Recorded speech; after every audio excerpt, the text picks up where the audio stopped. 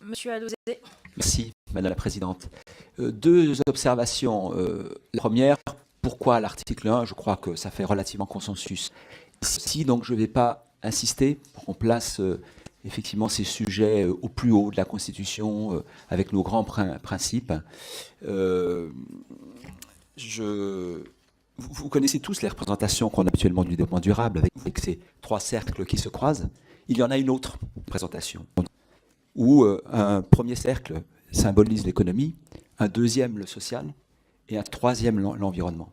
Autrement dit, entre ce qui est vivable, viable, on peut mettre une hiérarchie. Et on peut avoir une économie florissante qui peut mettre en péril la répartition des richesses et qui peut complètement anéantir la planète. Et donc, c'est au moins aussi important d'avoir une planète viable, parce qu'on peut avoir de l'économie et du social. S'il n'y a plus de planète, il n'y a plus rien. Il n'y a plus d'économie et de social. Donc cette question-là, je pense qu'elle fait consensus. Sur la deuxième question, elle revient souvent, et effectivement, Mathieu Orphelin-Dié a raison de vouloir laisser ouvert le débat, monsieur le rapporteur, sur ce qu'on met, sur l'environnement. Et je comprends cette volonté de mettre l'environnement, parce que c'est générique, finalement, et on ne dit rien bien. Et en même temps, ça reste un terme assez vague pour moi. J'ai une espèce de frustration. Alors, je ne ferai pas de caricature, parce qu'on peut parler d'environnement de travail, on peut parler de qualité de vie, de cadre de vie. Et je vous signale d'ailleurs que ça fait presque 20 ans qu'on n'a plus de ministre de l'Environnement.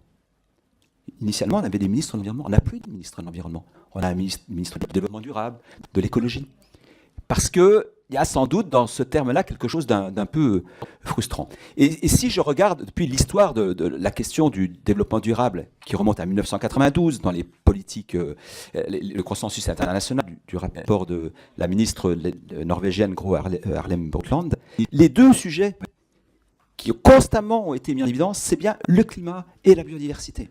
Et c'est constant. Et je pense que si on reste à l'environnement, on manque quelque chose. On manque quelque chose parce que les deux sujets qui mettent en péril la planète et qui peut-être même font parler de la 6e extinction, c'est bien ces deux sujets-là et pas d'autres.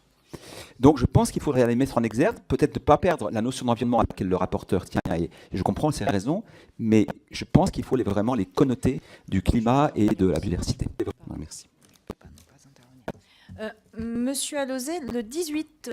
oui, bon, c'est juste une histoire de... Donc, sur le garantie dans le premier, qui me paraît beaucoup plus fort, donc je n'insiste pas sur le deuxième. Merci.